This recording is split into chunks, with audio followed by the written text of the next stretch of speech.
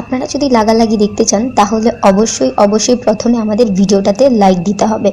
এবং আমাদের চ্যানেলটিকে অবশ্যই সাবস্ক্রাইব করতে হবে এবং সাবস্ক্রাইব করার পর নোটিফিকেশন বেল আইকনে ক্লিক করতে হবে, তাহলে আমাদের লাগালাগি ভিডিওগুলো দেখতে